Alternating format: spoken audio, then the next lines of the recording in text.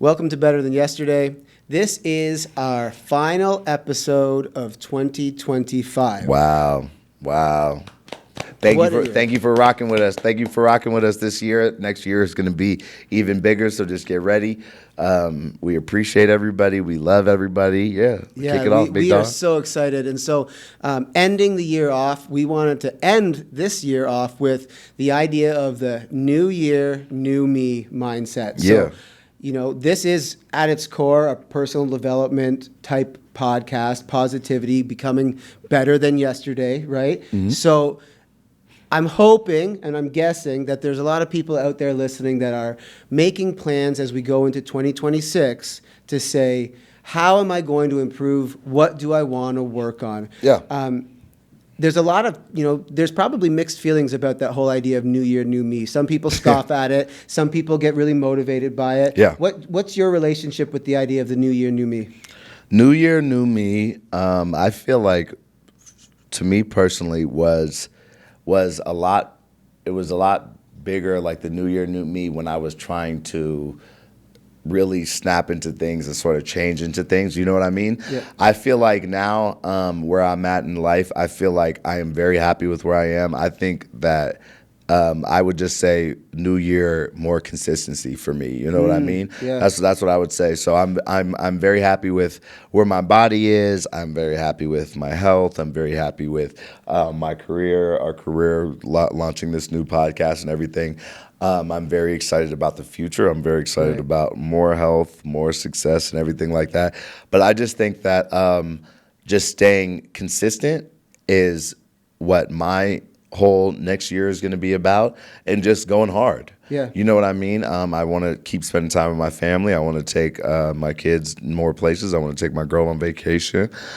These are just things that I want to do. But I just want to keep being consistent. I just want to keep putting in the work. I want to keep my head down. I want to stay out the way, stay out of trouble, and just continue to doing what I'm doing.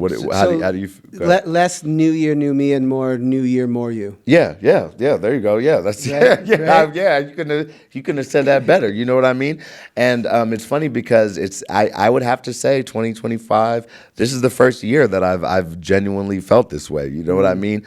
Not saying that there's still a lot of growth to go, and a lot of milestones and a lot of things that I want to check off. But I am genuinely happy with the way that I'm going. I'm going to be going into this new year. What about you? How do you feel? What do you think? 2025 has been a whirlwind of a year, and it's taken me places I never thought I would. I think, and I think Eliza would probably say the same. Like, I've never had better friendships. True. I've never been more inspired by the people around me. True. I've never had more optimism and hope and real life potential in the things that I'm working on, like career wise, right? True. And so 2025, one of the things Eliza and I do every year, and we've done it for probably at least the last 3 years, is we name the coming year. And so 2025 we named as our year of growth. Okay. And so, do you guys have a year for this up, or have you not talked about it yet? So we haven't nailed it down yet, but I think for me 2026 is going to be the year of prosperity. I'm just things are going to start hitting and moving, and not that I'm not doing well already, but course. I think that the things that we're working on, both of us setting into place, are going to start getting locking in. Right, are going to get some foundational pieces. Couldn't agree more. I love I know a lot of people don't like New Year's resolutions and they call it whatever. Listen, if you're a highly driven, motivated person, New Year's resolutions and New Year, new me's are probably irrelevant, right? And so you don't need them. So they're not for you. But I think that they can act as a really great catalyst for the person who is like, I want to get started. I feel this fire burning up inside of me that is saying that there's more. And they can use that as the starting point for something. I agree. I think that it could be a great idea. I always think that setting goals, looking to the future, having a plan is a great thing to do, is a great thing to have. I just don't want it to deter people. I just don't want people to weigh so much, to put so much importance on doing a certain thing that it makes them backslide. You know what I mean? Like, I don't want somebody to say like, so maybe if you have to make your New Year's affirmations or whatever, maybe more broad, So in the beginning, or maybe you take smaller steps or smaller ideas so you don't feel so overwhelmed, because you don't want to overwhelm yourself. You don't want to also make things that are unrealistic, right? Like we said, be realistic, be real with yourself, right? So let's say 2025, you didn't go to the gym. Right. You weren't in the gym. Yeah. Me personally, I would say maybe you say in 2026, I'm going to start going to the gym. Right. I'm going to start going to the gym a couple times a week. Yes. Yes, you could always say, hey, I'm going to go to the gym 5 times a week starting 2026. Yeah. And that's what I'm doing. And if you could do that and you stick with that, great for you. Yes. Props to you. Keep it up. But then I also don't want, you can't just go from 0 to 100. You know what I mean? It's not sustainable. It's not sustainable. Right? It's not realistic. And then you're going to start getting down on yourself. And then because you get down on yourself, do you not go at all? Right. And then you just start thinking, oh, you know what? I didn't go last week. I'm not going to go next week. Oh, I didn't go these past 2 weeks. Right. There's no point in me even going. So I don't want somebody to set up themselves for failure. Right. You know what I mean? So how do you find that line? I think I think that's a great point. I think you need to go in with a plan. And if choosing the gym, that's the easy one for everyone to see, because if you've been in the gym in January and you're someone who goes to the gym, you see all the New Year, New Me people. I mean, and what do you see happen mid-February? They're gone. They're gone. They're gone. Why? It's January.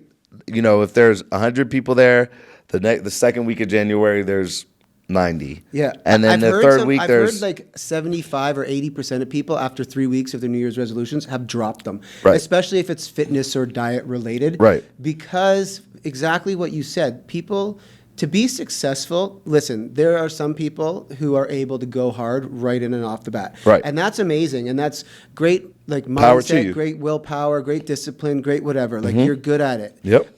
That is a small number of our population. Correct. Right? And so I think for most people, if you want to sustain your success, it has to be done with a level of planning for success. Right. You know yourself. Listen, if you don't go to the gym and you're like, I'm going to start going to the gym 5 days a week. I'm going to get up at 5 o'clock in the morning and I'm going to go every day for an hour before I go to work. I'm like, you're going to do that for 4 days. Right. And then you're going to be exhausted, and you're going to look in the mirror, and you're not going to see your results, and you're going to get discouraged. Is it even worth it? Why am I doing all of this? Which I've done, right? Yeah.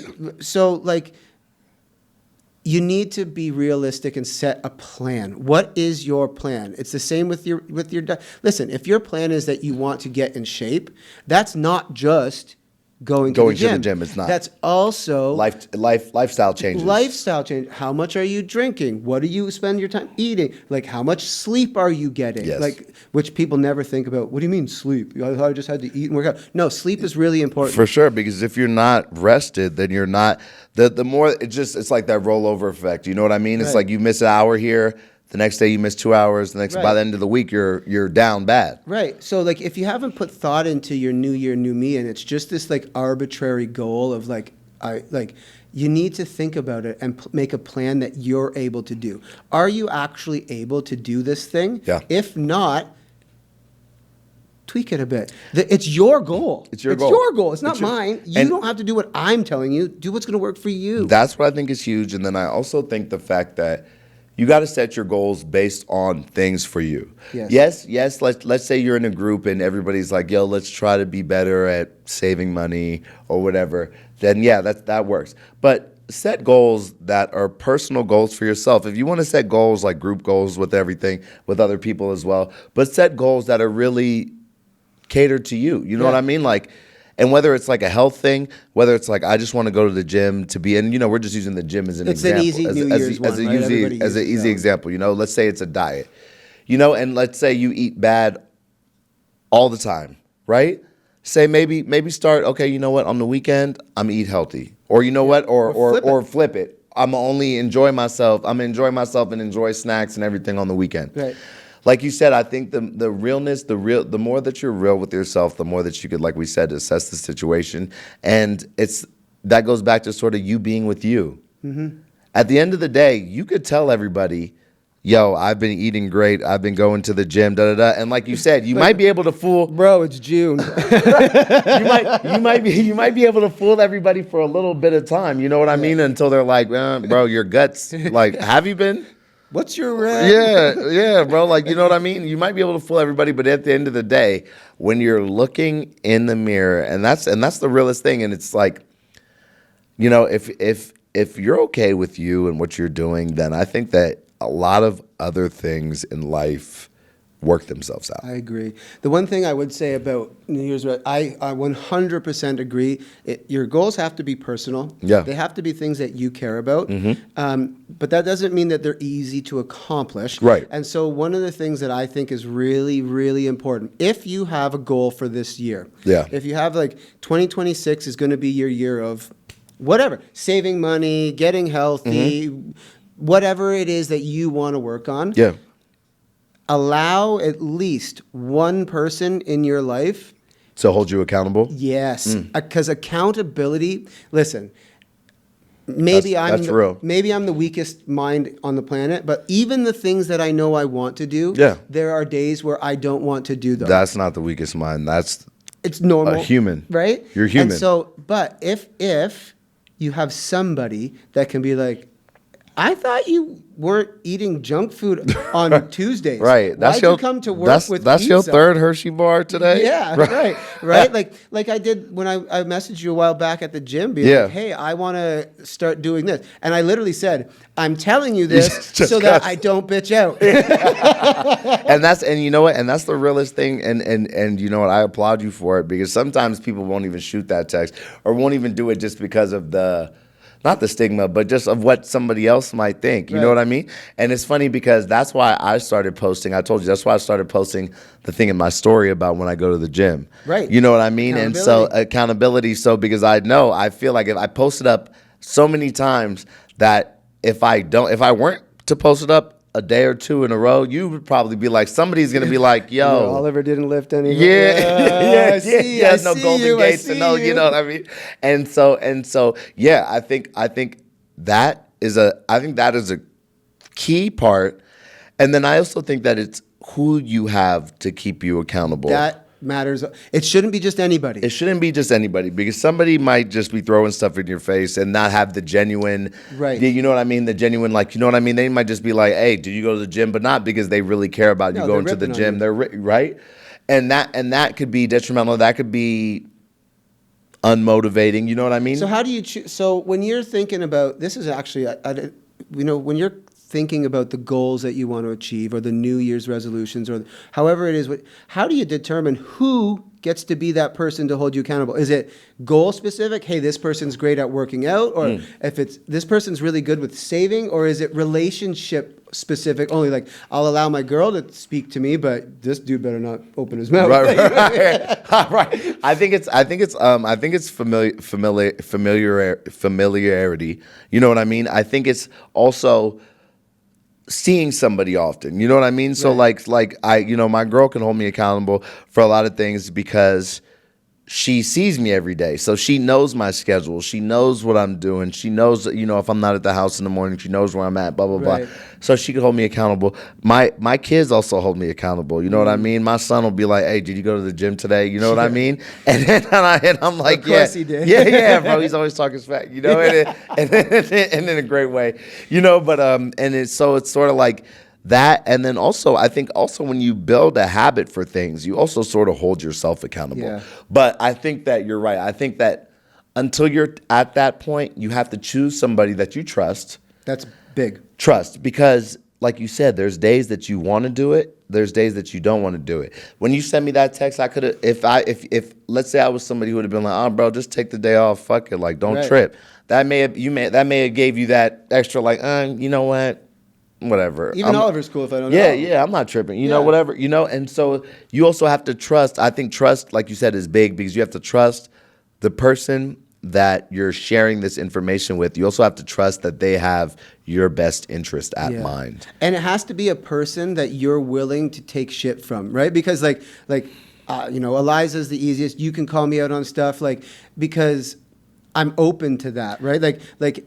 If I have somebody holding me accountable, what they really are is the person to tell you when you're not doing your shit. You don't need anyone holding you accountable when you do it. Right. You need somebody when you're not doing it. So it needs to be, you be like, Adam, you said that you were doing this. You're not. I can't be like, stop ragging on me, bro.